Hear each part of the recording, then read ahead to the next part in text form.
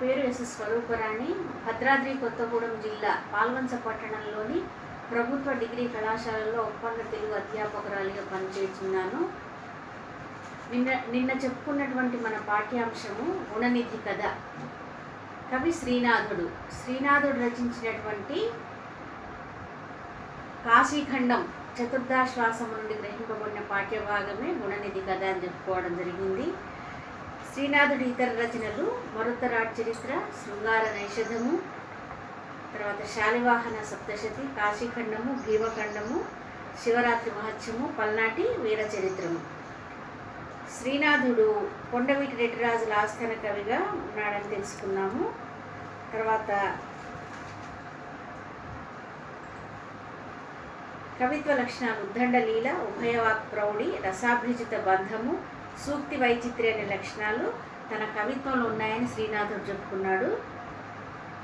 ఇంకా పాఠ్యాంశంలోకి వస్తే నిన్న చెప్పుకున్నది బ్రీఫ్గా ఏంటంటే, బ్రాహ్మణోత్తముడైనటువంటి శివశర్మ కాంపిల్యపురంలో యజ్ఞదత్తుడు అని పేరు గల బ్రాహ్మణుడు ఉండేవాడు. ఆ బ్రాహ్మణుడు వేదాలు, వేదాంగాలు, వేదార్థం అన్నీ తెలిసినవాడు, యజ్ఞ విద్యలలో గొప్ప పండితుడు అని నిన్న చెప్పుకున్నాము. తర్వాత ఆ యజ్ఞదత్తుని కుమారుడు గుణనిధి, మన్మధుని వంటి అందగాడు. తల్లిదండ్రుల ప్రేమతో అతడికి ఒడుగు చేసి అతడిని గురువు వద్ద చదువుకోవడానికి పంపించడం జరిగింది. ఆ గుణనిధి అనేవాడు తన ఆచారాలన్నీ విడిచి జూదం ఆటకు అలవాటు పడి జూదర్లు తాను కలిసి రాత్రి పగలు కూడా ఊరంతా కూడా తిరిగి అన్ని చోట్ల తిరిగి వచ్చేవాళ్ళు. తర్వాత ఆ దీక్షితుడి కొడుకు గుణనిధి సిగ్గు విడిచి శిష్ట బ్రాహ్మణుల ఆచారకాండను పరిహాసం చేసేవాడు. గుణనిధి ఒక్కటి కూడా మంచి గుణం లేనివాడు. హోమం అంటే మండిపడేవాడు. సంధ్యకు ఎదుట నిలిచి నమస్కారం చేయడంలోని శ్రద్ధని విడిచిపెట్టాడు. గీత వాద్య వినోదాలలో తగులుకున్నాడు. వేద బాహ్యులను ఆకతాయిలను మాట్లాడే ఉచ్చరించడానికి వీలు కాని అశ్లీలపు మాటలను పదే పదే అనేవాడు. తర్వాత జూదర్లతో జత చేయడానికి ఉత్సాహపడేవాడు. బంగారం తయారు చేయడంలో వ్యామోహం ఉన్నవారితోటి ఎక్కువ స్నేహంగా ఉండేవాడు. నాస్తికులతో స్నేహం చేసేవాడు. నటులను మన్నించేవాడు. విటులను చూసి సంతోషించేవాడు. ఉపనాయకులకు పెద్దరికం చేసేవాడు. కులటాపుత్రులను గౌరవించేవాడు. తర్వాత తారుపు కాండ్రను గౌరవించేవాడు. అన్నీ చెడ్డ గుణాలే ఉండేవన్నమాట యజ్ఞదత్తు కుమారుడైనటువంటి గుణనిధికి. గుణనిధి సజీవ నిర్జీవ జూదాలలో తాను ఓడిపోయినటువంటి ధనాన్ని జూదర్లకు తన తల్లి శరీరంపై ఉన్న నగలను అమ్మి చెల్లించేవాడు. గుణనిధి తల్లి ప్రతిరోజు శ్రద్ధతో, నాయన మీ నాయనగారు చెప్పినట్లు నడుచుకో, జూదర్లతో సావాసాలు మానుకో, మంచివారితో పరిచయాలు పెట్టుకొని కొడుకు రోజు చెప్పేది. ఆ యజ్ఞదీక్షితుడు కూడా ఇంటి పనుల తొందరలో పడి కుమారుడి యొక్క నడవడిని విచారించే తీరిక లేక ఉండేవాడు. ఆ విధంగా అప్పుడప్పుడు అబ్బాయి ఎక్కడికి వెళ్ళాడు కనపడట్లేదే అని ఆ యజ్ఞదత్తుడు భార్య అయినటువంటి సోమిదమ్మని అడిగేసరికి ఇంతసేపు నా దగ్గరే ఉన్నాడు, ఇప్పుడే చదువుకోవడానికి వెళ్ళాడని ఆ భార్య సోమిదమ్మ యజ్ఞదత్తుడితో రోజు అబద్ధాలు చెప్తూ ఉండేది. ఎందుకంటే లేక పుట్టినటువంటి పిల్లవాడు కాబట్టి, ఒక్కడే కాబట్టి జూదరి అయి వాని చెడు నడతలన్నీ కూడా భర్తకు తెలియనీయకుండా యజ్ఞదత్తుని భార్య సోమిదమ్మ అబద్ధాలు చెప్తూ ఉండేది భర్తకి. అయితే గోదాన విధి అయిన తర్వాత 16వ సంవత్సరంలో ఆ గుణనిధికి గృహ్య సూత్రాలలో చెప్పే రీతిగా వివాహం చేశారనమాట. చేసిన తర్వాత మళ్ళీ తల్లి ఏమంటుంది, తల్లి పుత్రప్రేమతో ఏమంటుందంటే ఆ కొడుకు నడతను మాన్పించాలని చూసింది. అతని ప్రవర్తన సరిచేయడానికి సంభవాలు అసంభవాలు విచారణ చేయడంలో ఏకాగ్ర బుద్ధితో తిరిగి కొడుకుకి ఈ విధంగా బోధ చేస్తోందన్నమాట. ఏమని, నాయన ప్రతిదినము మానకుండా వెర్రివాడివై ఊరిలో వీధిలో నీవు తిరుగుతున్నట్లు రాజుకు తెలిస్తే ఆయన ముందు సోమయాజి అయిన మీ నాన్ని విడిచిపెడతాడు. మన జీవనానికి ఆధారాలైన మాన్యాలన్నీ కూడా స్వాధీనం చేసుకుంటాడు. నీ కారణంగా మనకి కూడు గుడ్డ కూడా నోచుకునే వాళ్ళం అవుతాము అని చెప్తూ పట్టణంలో నువ్వు విర్రవీగి చేస్తున్నటువంటి సిగ్గుమాలిన పనులను చూసి లోకులు ముందుగా నిన్ను చూసి నవ్వుతారు. తర్వాత ఆ దీక్షితుడిని పుత్రుడంట అని నానా విధాలుగా నిన్ను అపహాస్యం చేస్తారు అని ఆ పిల్లవాడి తప్పు మళ్ళీ ఇంకేం చెప్తోంది, ఫస్ట్ అంత తప్పు తల్లిపైకి నా మీదకి నెట్టేస్తారు, ఎత్తి పొడుపు మాటలు అంటారు. అబద్ధాలు ఆడే వాళ్ళకి అడ్డు లేదు కదా అని చెప్తూ ఆ అవినయములకు అన్నింటికి గని అయినటువంటి క్రొత్త యవ్వన శేషవముల మధ్య వయస్సున క్రమ్ముకొనిన వ్యసనముల యొక్క ఆవేశం మిక్కిలి లోతైంది నాయన, దీనిని మానుకో అని పాపం బ్రతిమలాడుతూ ఉందన్నమాట. అనేక రకాలుగా సోమిదమ్మ కొడుకు అయినటువంటి గుణనిధికి బోధిస్తూ వచ్చినా కూడా తల్లి మాటలు చెవుల సోకనీయకుండా, అవుననకుండా కాదనకుండా ఊరుకునేవాడు. వేట, త్రాగుడు, చాడీలు చెప్పడం, వేశ్య, దొంగతనము, జూదము, పరస్త్రీ వాంఛ, ఈ వ్యసనాలన్నీ కూడా యవ్వన ప్రారంభ వేళలో సంభవిస్తే వాటిని మరలించడం ఎవరి శక్యము కాదు. పెద్దల మాట ఎంత తేటగా ఉన్నా కూడా అయోగ్యుడికి చెవిలో నిలిచిన నీరు వలె పోటు పుట్టిస్తుంది. సార్థక నామధేయుడు కానీ ఈ గుణనిధి వెనుకటి మాదిరిగానే చెడు నడతలు నడుస్తుండగా ఒకరోజు ఏమైందంటే రాజుకు ఒక కోమటి ఒక ఉంగరాన్ని నవరత్న ఖచ్చితమైనటువంటి ఒక అంగుళీయకాన్ని ఇవ్వడం, ఒక పుణ్యతిథి నాడు ఆ రాజు యజ్ఞదత్తుడికి ఇవ్వడం, ఆ అంగుళీయకం యజ్ఞదత్తుడు భార్య అయినటువంటి సోమిదమ్మకి ఇవ్వడం, ఆ సోమిదమ్మ తల్లి ఏం చేసింది, ఆ పుత్ర ప్రేమతో గుణనిధికి ఇవ్వడం, అంటే జూదంలో ఓడిపోయినటువంటి చెల్లించటానికి, ఆ డబ్బు చెల్లించటానికి సోమిదమ్మ దగ్గర ఆ గుణనిధి తీసుకుని వెళ్ళి దానిని ఆ జూదరికి ఇవ్వడం. ఒకరోజు ఆ జూదరి వ్రేలికి ఈ అంగుళీయకాన్ని యజ్ఞదత్తుడు చూడడం, ఇదంతా నిన్న పాఠ్యాంశంలో చదువుకున్నాము. ఇప్పుడు ఈరోజు ఆ తరువాయి భాగాన్ని ఈరోజు పూర్తి చేయబోతున్నాను. అంతవరకు నిన్నటి క్లాసులో చెప్పుకోవడం జరిగింది. ఆ యజ్ఞదత్తుడు ఆ జూదరి వ్రేలుకు తన అంగుళీయకాన్ని చూసి తన సొమ్మౌట ఎరింగి దీక్షితుండు అక్షక్రీడా జీవనము కదిసి ఎలుంగెత్తి, ఈ అంగుళీయకము నీకెట్టు కలిగే, ఉన్న రూపు చెప్పు, తప్ప చెప్పితేని భూపాలు సన్నిధిం పెట్టి దండింతుననిన జూదరి నీ తనయుండు గుణనిధి నెత్తంబున నొడ్డిన విత్తంబునకై ఈ అంగుళీయకము నాకిచ్చే. మరి బంగారు భృంగారు కర్కరి కలాచికలు తళియలు పళ్ళెరంబులు తామ్రపాత్రంబులు ఆరపూట ఘటంబులు అన్నీయు తాకట్టు పెట్టి దురోదర క్రీడా పరాయణుండై పట్టణంబులోనం చరించుచున్నవాడు.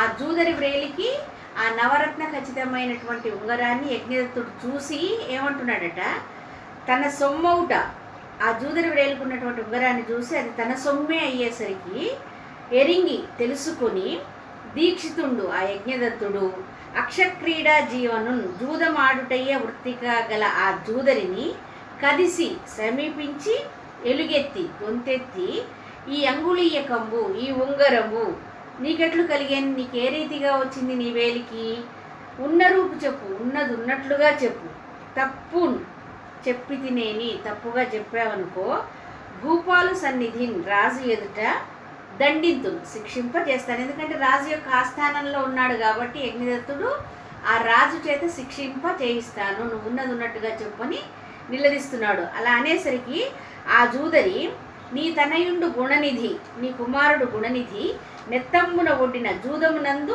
పందెముగా ఒడ్డిన విత్తంబునకై ధనానికై ఈ అంగుళీయకము ఈ ఉంగరము నాకిచ్చాడు. బంగారు భృంగారులు అంటే బంగారు గిన్నెలు, కర్కరి కలాచికలు అంటే దోసపండు వంటి ఆకారం గల పాత్రలు, కలాచికలు అంటే తమ్మిపడిగలు అంటే తాంబూలం యొక్క రసాన్ని ఉమ్మివేసేటువంటి పాత్రలు, తళియలు భోజన పాత్రలు, పళ్ళెరంబులు అంటే తాంబాళాలు పళ్ళాలు, తామ్రపాత్రంబులు రాగి పాత్రలు, ఆరకూట ఘటంబులు ఇత్తడి బిందెలు అన్నింటినీ తాకట్టు పెట్టి కూడా దురోదర క్రీడా పరాయణుండై జూదపు ఆటయందే మిక్కిలి ఆసక్తి కలవాడై పట్టణంబులోనన్ నగరంలో చరించుచున్నవాడు తిరుగుతున్నాడు. అది చూచి తన సొమ్మౌట ఎరింగి దీక్షితుండు అక్షక్రీడా జీవనం కదిసి ఎలుంగెత్తి, ఈ అంగుళీయకమ్ము నీకెట్టు కలిగే, ఉన్న రూపు చెప్పు, తప్ప చెప్పితేని భూపాలు సన్నిధిం పెట్టి దండింతుననిన జూదరి నీ తనయుండు గుణనిధి నెత్తంబున నొడ్డిన విత్తంబునకై ఈ అంగుళీయకమ్ము నాకిచ్చి. మరి బంగారు భృంగారు కర్కరి కలాచికలు తళియలు పళ్ళెరంబులు తామ్రపాత్రములు ఆరకూట ఘటంబులు అన్నియు తాకట్టు పెట్టియు దురోధర క్రీడా పరాయణుండై పట్టణంబులోనం చరించుచున్నవాడు.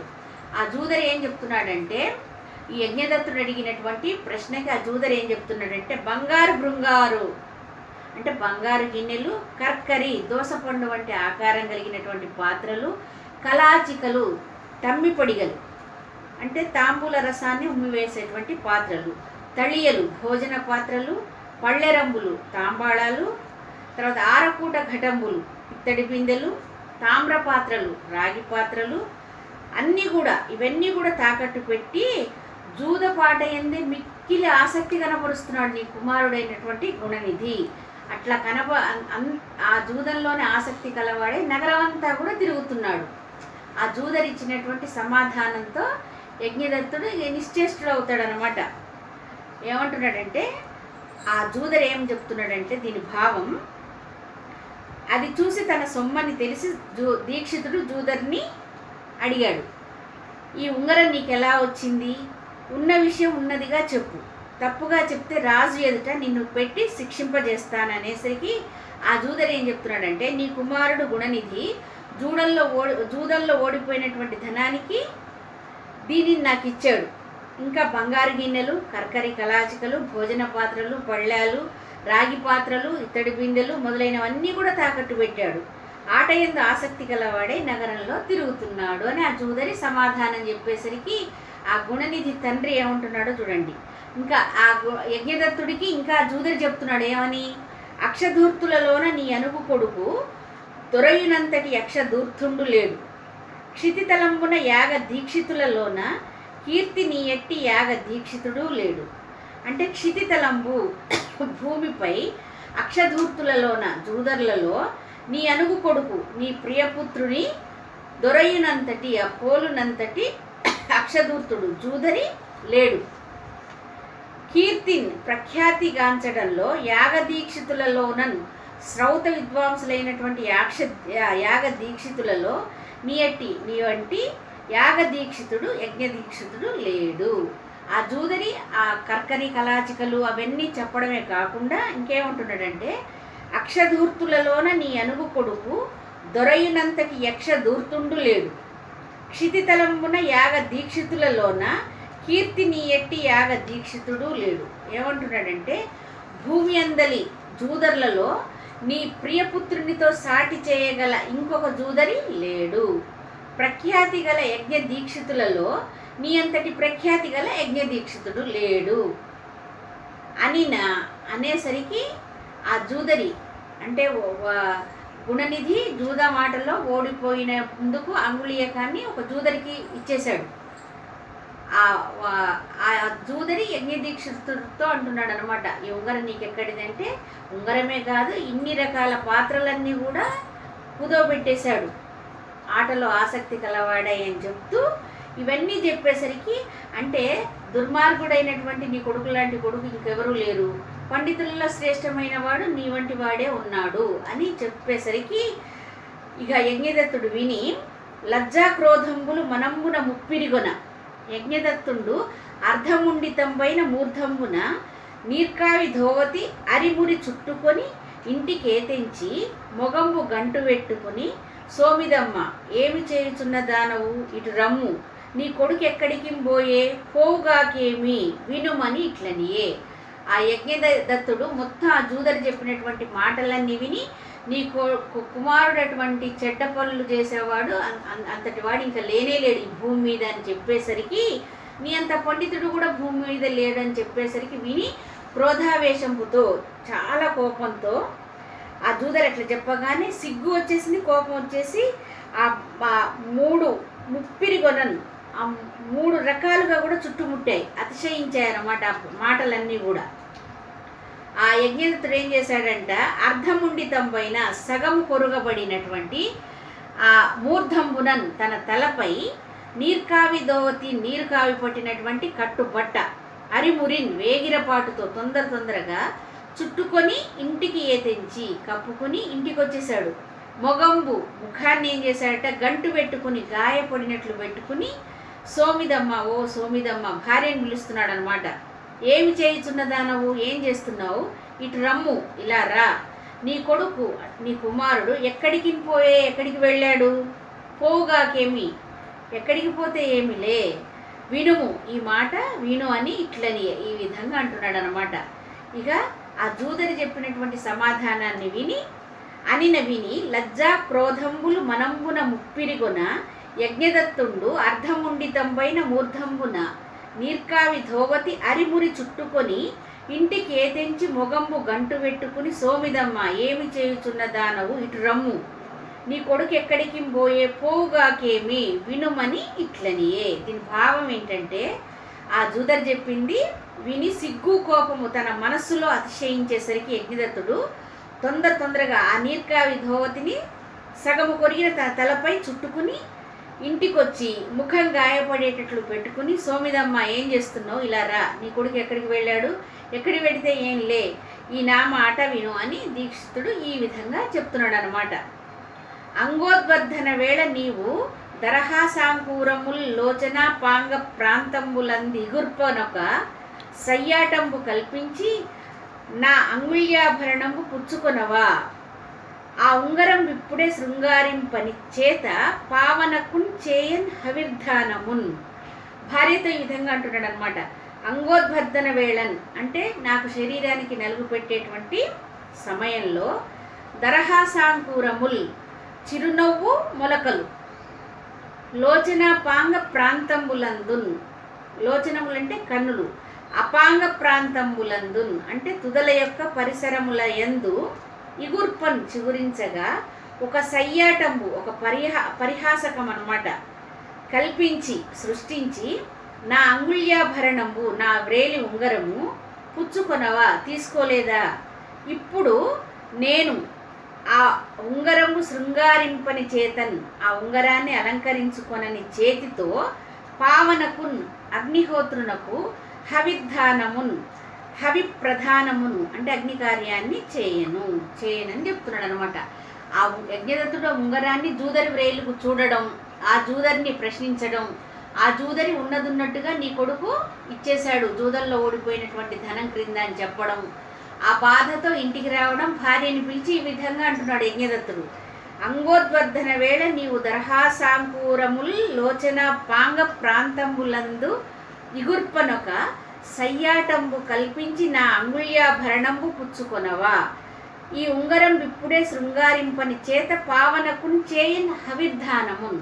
దీని భావం ఏంటంటే, ఆ మధ్య నా శరీరానికి నలుగు పెట్టే సమయంలో నీవు నీ కనుతుదలలో చిరునవ్వుల మొలకలు చిగురించున్నట్లుగా ఒక శృంగార లీల కల్పించి నా ఉంగరాన్ని నీవు తీసుకోలేదా, ఈరోజు ఆ ఉంగరం ధరించని చేతితో అగ్నిదేవుడికి నేను హోమం చేయను అని యజ్ఞదత్తుడు సోమిదమ్మని పిలిచాడు. అసలు ఆ ఉంగరం జూదరి వ్రేలుకు చూడడం ఈ యజ్ఞదత్తుడు సోమిదమ్మతో ఈ విధంగా అనడం జరిగిందనమాట. అనిన ఆ దీక్షితాయని దీక్షితునికి ఇట్లనియే. ఆ విధంగా యజ్ఞదత్తుడు అడిగేసరికి ఆ సోమిదమ్మ ఈ విధంగా చెప్తుంది. ఆ యజ్ఞదత్తుడు అడిగినటువంటి ప్రశ్నకు సమాధానంగా సోమిదమ్మ ఏం చెప్తుందంటే, ఆ దీక్షితుని భార్య దీక్షితునితో ఇలా చెప్తోంది. మధ్యాహ్న సంధ్యా సమాగమం విధి తీర్థం అవధరింపుము, నిత్యమాచరింపు అగ్నికార్యము తీర్పు, అభౌ పూజింపుము, పంచమహాయజ్ఞ పరుండవము, మొగసాలనున్నారు జగతీ సుపర్వులు, గ్రాసార్థులగుచు పెక్కండ్రతిథులు, పక్వాన్నముల్ శాఖ పాకాదికంబులు, చల్లనారిన ఏని చవులు దప్ప, పదిలముగా మందసమునందు బరినలోన నునిచి దాచిన దాన, మీ ఉంగరంబు తీరదిప్పుడు పెట్టె శోధించి చూడ, ఆరగించిన పిదప నేనధిపతెత్తు. ఆ యజ్ఞదత్తుడు అడిగినటువంటి ప్రశ్నకి భార్య అయినటువంటి సోమిదమ్మ ఈ విధంగా చెప్తోంది. అధిప అంటే ఓ స్వామి, ఓ నాథ, ఇది ఈ సమయం మధ్యాహ్న సంధ్య సమాగమంబు అంటే మధ్యాహ్న సమయం నందలి సంధ్య యొక్క రాకడ, మధ్యాహ్నం సంధ్యా సమయం అవుతోంది. తీర్థం అవధరింపుము, స్నానం చేయి, సంధ్య ఆచరింపు, సంధ్యావందనము ఆచరించు, అగ్నికార్యాన్ని అగ్నిహోమాన్ని ఆచరింపు, అభవున్ అంటే శివుడిని పూజింపుము, పూజ చేయి, పంచమహాయజ్ఞపరుడవు అగుము. పంచమహాయజ్ఞాలు అంటే బ్రహ్మయజ్ఞము, పితృయజ్ఞము, దేవయజ్ఞము, భూతయజ్ఞము, మనుష్యయజ్ఞము. ఈ 5 యజ్ఞాలు కూడా నిర్వహించు. గ్రాసార్థులగుచున్ అన్నార్థులవుచు పెక్కండ్రు అతిథులు, చాలామంది అతిథులు, జగతీ సుపర్వులు అంటే బ్రాహ్మణులు, మొగసాలన్ అంటే తలవాకిటి పంచలో వరండాలో ఉన్నారు. పక్వాన్నములు ఉడికిన అన్నముంది. శాకపాకాదికములు శాకపాకములు మొదలైనవి. చల్లనారిన ఏనిన్ చల్లారిపోతే చవులు తప్పును, రుచి తప్పిపోతుంది. పదిలముగన్ భద్రంగా మందసమునందున్ పెట్టెయందు బరిణ లోపల ఉనిచిపెట్టి ఉంగరాన్ని, ఈ ఉంగరాన్ని అందులో పెట్టేశాను, దాచిపెట్టాను. ఇప్పుడు ఈ సమయంలో పెట్టె శోధించి పెట్టెని వెదికి చూడ్డానికి తీరదు. కాబట్టి ఆరగించిన పిదపన్ భోజనం చేసిన తర్వాత నేను తెస్తాను అని భార్య అయినటువంటి సోమిదమ్మ ఆ విధంగా అబద్ధం చెప్పేసింది. మళ్ళొక్కసారి చూడండి ఈ పద్యాన్ని. మధ్యాహ్న సంధ్యా సమాగమం విధి తీర్థం అవధరింపు, నిత్యమాచరింపు అగ్నికార్యము తీర్పు, అభవు పూజింపుము, పంచమహాయజ్ఞ పరుడవగుము, మొగసాలనున్నారు జగతీ సుపర్వులు, గ్రాసార్థులగుచు పెక్కండ్రతిథులు, పక్వాన్నముల్ శాఖ పాకాదికంబులు, చల్లనారినేని చవులుదప్పు, పదిలముగ మందసమునందు బరిణలోన నునిచి దాచిన దాన, మీ ఉంగరంబు తీరదిప్పుడు పెట్టె శోధించి చూడ, ఆరగించిన పిదప నేనధిపతెత్తు. అంటే దీని అర్థం చూడండి మళ్ళొకసారి భావం. ఓ స్వామి, ఓ ప్రభువు, ఇది మధ్యాహ్న సంధ్యా సమయం. మీరు స్నానం చేయాలి, సంధ్య వార్చాలి, అగ్నికార్యం తీర్చాలి, శివపూజ చేయాలి. అన్నార్థులై పెక్కుమంది అతిథులు బ్రాహ్మణులు మన మొగసాలలో ఉన్నారు. మీ ఉంగరాన్ని బరిణలో ఉంచి పెట్టెలో పెట్టి భద్రంగా దాచిపెట్టాను. ఇప్పుడు పెట్టె వెదికి చూడడానికి తీరుబడి కాదు. భోజనం చేసిన తర్వాత నేను తెస్తాను అని సోమిదమ్మ యజ్ఞదత్తుడితో సమాధానం ఇచ్చింది. అనిన విని సోమయాజి కోపాగ్రహమున తరించుచు వడి సోమిదమ్మ పలికే, అవునే సత్పుత్ర జనయిత్రి, అవునే సాధ్వి, అవునే సూనృత భాషిణి, అవునే దేవి. భార్య చెప్పిందంతా కూడా అబద్ధం అని తెలిసినటువంటి యజ్ఞదత్తుడు ఏం చేశాడంటే, ఏమంటున్నాడంటే, అదంతా చెప్పిందంతా విని, అనినన్ విని, ఇలా సోమిదమ్మంతా చెప్పగా విన్నటువంటి సోమయాజి అంటే ఆ దీక్షితుడు కోపాగ్రహమునన్ కోపంతో కూడినటువంటి పట్టుదలతో ఉత్తరించుచున్ అంటే ఊగిపోతూ వడిన్ వేగిరపాటుతో సోమిదమ్మను గూర్చి ఇలా చెప్తున్నాడట పలికెన్. అవునే సత్పుత్ర జనయిత్రి, మంచి కొడుకును కన్న తల్లి అవునా. అవునే సాధ్వి పతివ్రత, నీవు చెప్పిందంతా నిజమేనా. అవునే సూనృత భాషిని, ఓ సత్యాన్ని మాట్లాడేదానా నిజమేనా. అవునే దేవి దేవత, నీవు చెప్పింది నిజమేనా. భార్య చెప్పిందంత అబద్ధం అని తెలిసి ఈ విధంగా ప్రశ్నిస్తున్నాడు అనమాట. అనిన విని సోమయాజి కోపాగ్రహమున తరించుచు వడి సోమిదమ్మ పలికే, అవునే సత్పుత్ర జనయిత్రి, అవునే సాధ్వి, అవునే సూనృత భాషిని, అవునే దేవి. దీని భావం ఏంటంటే, సోమిదమ్మ అబద్ధాలు చెప్పగా విన్న దీక్షితుడు కోపాన్ని అణుచుకోలేక ఊగిపోతూ అతివేగంగా సోమిదమ్మ దగ్గరికి వెళ్ళి, మంచి కుమారుణ్ణి కన్న తల్లి, నీవు చెప్పింది నిజమేనా. ఓ పతివ్రత, ఇది నిజమా. ఓ సత్యవచన, ఇది నిజమా. ఓ దేవి, నీవు చెప్పింది నిజమవునా అని ఎత్తి పొడిచాడు. ఇంకా ఏమంటున్నాడంటే, స్వాధ్యాయం ఎన్నడూ చదువంగా పోకుండా పోలునే చదువంగా పోయెననుట, తెల్లవారగ నీడ తీర్థమాడకయుండ అనురూపమే తీర్థమాడెననుట, సమయానుకూలత సంధ్యవార్చకయుండ వైదగ్ధియే సంధ్య వార్చెననుట, తరితోడ అగ్నిహోత్రము వేల్వకుండగా విజ్ఞాన సరణియే వేల్చెననుట, కళ్ళలాడంగ ఫలమేమి కలిగే నీకు, మాటి మాటికి నేను నీ మాట నమ్మి అరసి రక్షింప నేరక అనుగు కొడుకు భ్రష్టు చేచితి ఏమి చెప్పంగగలదు. ఆ యజ్ఞదత్తుడు ఈ విధంగా అంటున్నాడు భార్యతోటి. స్వాధ్యాయము అంటే వేదము ఎన్నడూ ఏ ఒక్కరోజు కూడా చదువంగా పోకుండా, చదవడానికి వెళ్ళకపోయినా కూడా చదువంగా పోయిననుట, చదువుకోవడానికే వెళ్ళాడని నాతో చెప్పావు. నీకు తగునా. తెల్లవారగనే తీర్థమాడకయుండను, స్నానం చేయకుండా ఉండగా తీర్థమాడెననుట స్నానం చేసినాడు అని నాతో చెప్పావు. అది నీకు తగునా. సమయానుకూలతను, సమయానికి సరిగా సంధ్యవార్చకయుండను, సంధ్యవార్చకుండా ఉండగా సంధ్యవార్చెననుట, సంధ్యవార్చెనని నాతో అబద్ధం చెప్పావు. వైదగ్ధియే నీ జానతనమా. తరితోడన్ సమయము తప్పకుండగా అగ్నిహోత్రము నందు వేల్వకయుండను, హోమం చేయకుండా ఉండగా వేల్చిననుట, హోమం చేశాడని నాతో చెప్పడం. విజ్ఞాన సరణియే నీకు తెలివిగల మార్గమా. కళ్ళలాడంగన్ ఇలా అబద్ధాలు ఆడినందుకు నీకేం లాభం, నీకేం ఫలం కలిగింది? నేను మాటిమాటికి నీ మాటను విశ్వసించి అరసి నా అంతట నేనే విచారించి రక్షింపనేరక కాపాడుకోలేక అనుగు కొడుకును, గారాబు కొడుకును, భ్రష్టును చెడ్డవానిగా చేశాను. ఏమి చెప్పగలదు, ఇంకా చెప్పవలసింది ఏముంది అని ఆ యజ్ఞదత్తుడు బాధతోటి ఇదంతా అంటున్నాడు అనమాట. మళ్ళొకసారి స్వాధ్యాయం ఎన్నండు చదవంగపోకుండా పోలునే చదవకపోయేననుట, తెల్లవారగ నీట తీర్థమాడకయుండ అనురూపమే తీర్థమాడేవనుట, సమయానుకూలత సంధ్యవార్చకయుండ వైదగ్ధియే సంధ్యవార్చననుట, తరితోడ అగ్నిహోత్రము వేల్వకుండగా విజ్ఞాన సరణియే వేల్చెననుట, కళ్ళలాడంగా ఫలమేమి కలిగే నీకు. మాటిమాటికి నేను నీ మాట నమ్మి అరసి రక్షింప నేరక అనుగు కొడుకు భ్రష్టు చేసి తినేమి చెప్పంగా కలదు. దీని భావం మళ్ళోసారి చూడండి. యజ్ఞదత్తుడు అంటున్నాడు భార్య అయినటువంటి సోమిదమ్మతో, ఏ ఒక్కరోజు కూడా పుత్రుడు స్వాధ్యాయము చదవడానికి వెళ్ళకపోయినా కూడా చదవడానికి వెళ్ళాడని చెప్పడం నీకు పద్ధతేనా? తెల్లవారగానే స్నానం చేయకుండా ఉండగా స్నానం చేశాడని చెప్పడం నీకు తగునా?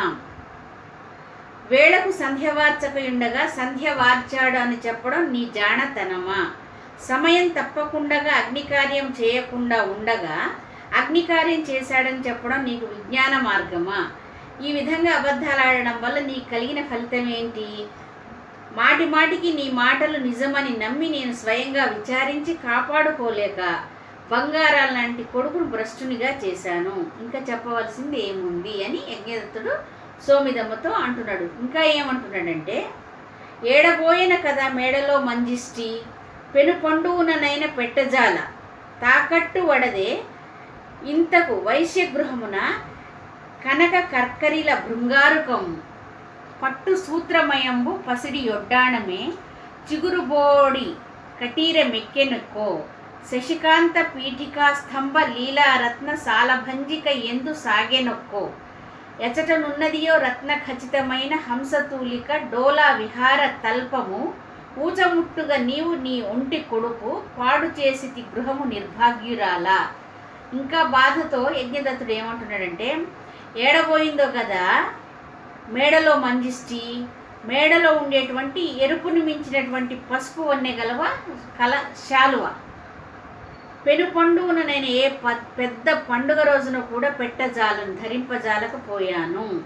ఇంతకు ఈపాటికే కనక కర్కరిల బృంగారు కమ్ము అంటే బంగారుమయమైనటువంటి దోసపండు వంటి ఆకారం గల పాత్ర వైశ్యగృహమునను కోమటి ఇంటిలో తాకట్టు పెట్టుబడి ఉండదా? పట్టసూత్రమయంబు మణులతో గుచ్చబడినటువంటి పట్టు దారాలతో నిండినటువంటి పసిడి ఒడ్డాణము బంగారపు ఒడ్డాణము ఏ చిగురు బోడి కటీరము ఎక్కెనొక్కో ఏ చిగురాకు వంటి శరీరం గల స్త్రీ యొక్క కటిస్థలాన్ని ఎక్కిందో కదా. శశికాంత పీఠికా స్తంభ లీలారత్న సాలభంజిక అంటే చంద్రకాంత మణిమయమైన పీఠస్తంభం యొక్క ఆకారం గల రత్నమయమైనటువంటి కీలుబొమ్మ ఎందు సాగే నొక్కో ఎక్కడికి ప్రయాణం అయ్యిందో కదా. రత్న ఖచ్చితమైన హంసతూలిక రత్నాలచే పొదుగబడినటువంటి హంసల తూలికల దూదికల డోలా విహార తల్పము తూగుటుయ్యాల మంచం ఎచ్చటనున్నది యొక్కో నిర్భాగ్యురాల ఎక్కడుందో కదా ఓసి భాగ్యహీనురాల. నీవు నీ ఒంటి కొడుకు, నీ ఒక్క కొడుకు నువ్వు నీ ఇంటిని ఊచమున్నట్లు నిశ్శేషంగా ఏమి మిగల్చకుండా పాడు చేసితివి, చెడగొట్టావు, ఇంటిదంతా కూడా ఊడ్చుకుపోయేటట్టు చేశావు. అదే అంటున్నాడు. దీని భావం ఏంటంటే ఒకసారి వినండి. మేడపై అంతఃపురంలో ఉండే ఎరుపును మించినటువంటి పసుపు వన్నె గల శాలువ ఎక్కడికి పోయిందో కదా. ఎంతటి పెద్ద పండుగ రోజునను దానిని నేను ధరింపజాలకపోయాను. దోసపండు ఆకారం గల బంగారు బృంగారువు ఈపాటికే ఏ కోమటి ఇంటిలోనూ తాకట్టు పెట్టబడి ఉండదా. మణులు గుచ్చి వ్రేలాడదీసినటువంటి పట్టు దారాలతో నిండిన ఆ బంగారు ఒడ్డాణము ఏ స్త్రీ కటిసీమనెక్కిందో కదా. చంద్రకాంత మణిమయ పీఠస్తంభం వంటి ఆకారం గల రత్నమయమైనటువంటి కీలుబొమ్మ ఎక్కడకు సాగిపోయిందో కదా. రత్నాలు పొదిగిన ఈ హంసతూలిక తూగుటుయ్యాల మంచము ఎక్కడ ఉన్నదో కదా. ఓసి నిర్భాగ్యురాల, నీవు నీ ఒంటి కొడుకుతో పాటుగా ఇంటిని కూడా సంపూర్తిగా పాడు చేసి విడిచిపెట్టావని యజ్ఞదత్తుడు భార్య అయినటువంటి సోమిదమ్మతో అని. చాలునింక నా పాలికి చచ్చినాడు. కొడుకు గుణనిధి అనువాడు కులవిషంబు, తిలలు దర్భయు ఉదకంబు దెత్తు కాక ఏనివా పాంజలుల వానికిత్తుని. ఇప్పుడే ఇంకా కోపంతో ఏమంటున్నాడంటే, కొడుకు అనేవాడితో నాకు మొహం మొత్తింది, ఇక నా పాటికి కొడుకు అనేవాడే లేడు, చనిపోయాడు. గుణనిధి అనే కొడుకు కులానికి హలాహలం లాంటివాడు. తిలలు దర్భలు నీరు తీసుకునిరా, నేను వాడికి తర్పణ జలాల్ని ఇప్పుడు ఇచ్చేస్తాను అని ఆ యజ్ఞదత్తుడు సోమిదమ్మతో అనేశాడు. కుపుత్రత్వంబు కంటే అపుత్రత్వంబు మేలు, కులపాంసనుండైన వీనిని ఒక్కని త్యజించి కులము రక్షించుట నీతియే కదా అని పలికి కోపావేశమున పెదవులదర కటతటంబులు చుట్టుల భ్రూకటి నిటలంబై నటింప కటాక్షంబులు కెంపు కదురం కటకటంబడుచు నాహ్నికంబైన క్రియాకలాపంబు నిర్వర్తించి ఆగ్రహంబునన్ కృతార్థత్వంబు నొంద కొన్ని దినంబులకు ఒక్క స్తోత్రియుని పుత్రిం పెళ్ళియాడి యజ్ఞదత్తుడు గృహస్థ ధర్మము నిర్వర్తించుచుండే. అంతకమున్న గుణనిధి తండ్రి కోపం బెరింగి ఇంటికి పోక ఎందేని యుం చనువాడనని మనమ్మున ఇట్లని వితర్కించే.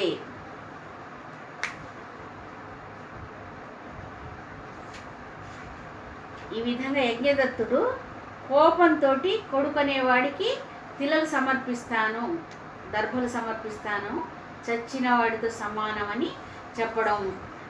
దీని తరువాయి భాగాన్ని రేపటి క్లాసులో నేను వివరిస్తాను.